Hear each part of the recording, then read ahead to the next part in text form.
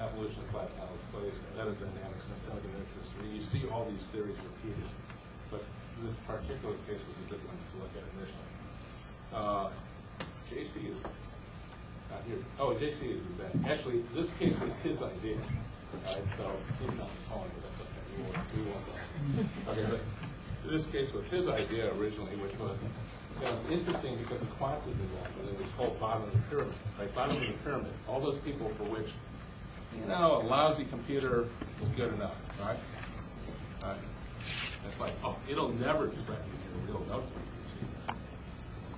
Right, so initially, it's like when I first heard about it, it's like, yeah, this is really interesting. Right? So we saw an opportunity to find theories of disruption, modularity, and whole evolution of value. Right? That's why this case is interesting. So here's an ATX motherboard. How is effective modularization in the personal computer industry? Now, so you see this desktop PC, which is very easily configurable, stuff like that. All right. Do you think desktops were disrupted by notebooks? You remember early notebook PCs? Right, kind of early life, not very good. Right, graphics, not good at all. Heavy.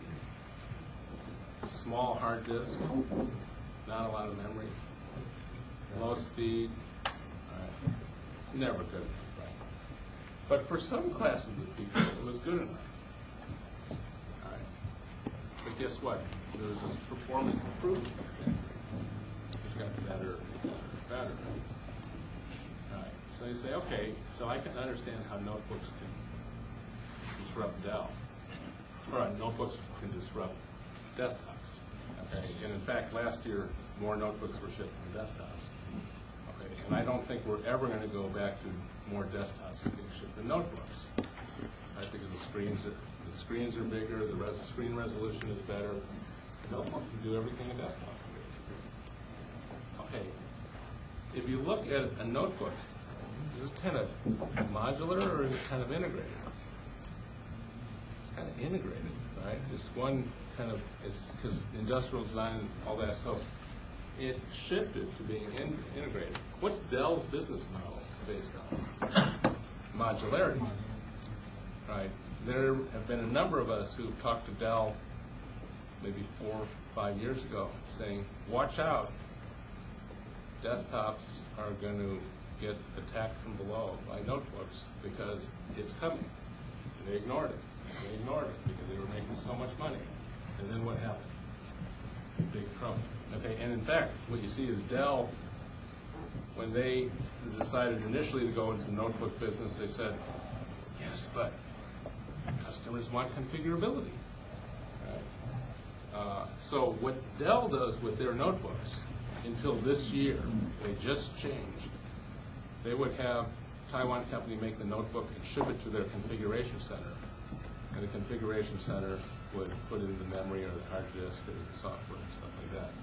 But by the way, the mainstream notebook guys, it's like, oh, memory is cheaper, we just put in plenty. The hard disk got better, better, better. All the components of the notebook so over-serviced. It's like, just put it all in and we don't have to configure it.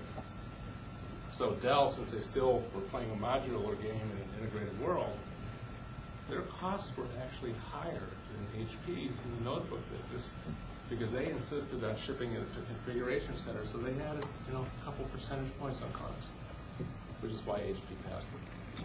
Right? Great example of all of that was predictable by theory. And big successful companies still make these mistakes. And that's why we like to be thoughtful about theory. Okay, so that was the discussion of modularity. Same chart, right? We'll just talk that through. But, the whole key here is when, if I looked at the original PC business, when assembling a PC in the early days was all about putting everything together in an integrated way, that's where all the money was made. But once anybody could do it, then the money got made by either the people who owned the customer interface or the people who had things that were not easily replaced, Intel microprocessor, okay, or the Microsoft Windows operating system until you look at this OL PC and it's like, oh, there's no Windows out there. Okay, now there's no user interface that most of us would know how to use either, but kids can figure it out.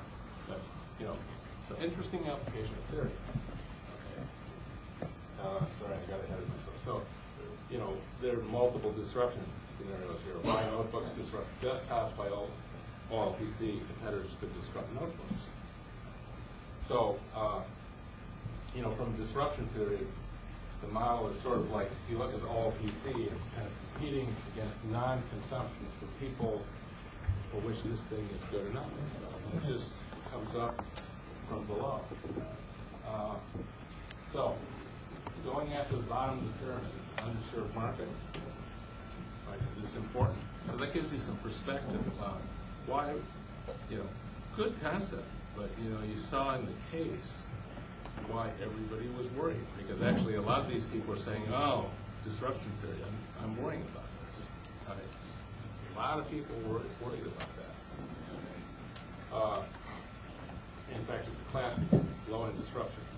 We did another case on the SUS type, EPC. I saw one over here. Right? You have an EPC over here. The reason we did a case on that, and that one just got signed off a couple of weeks ago, so we're not reading it here today. But the reason that had its genesis, they would like you to believe that, Johnny G is saying, Johnny was saying, oh, I have this vision for the netbook.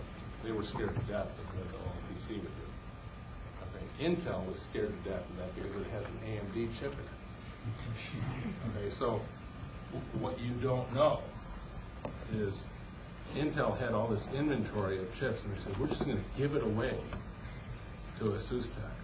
They gave them just charge them a token price so that they could get their price down, because everybody's worried about disruption. Okay, now, if you look at the user interface of this, it's not a Windows PC. It's, this is why you could say Quanta is probably confident. It's not so much a problem. The SUS, what they said is, oh, okay, what we're going to do is we're going to position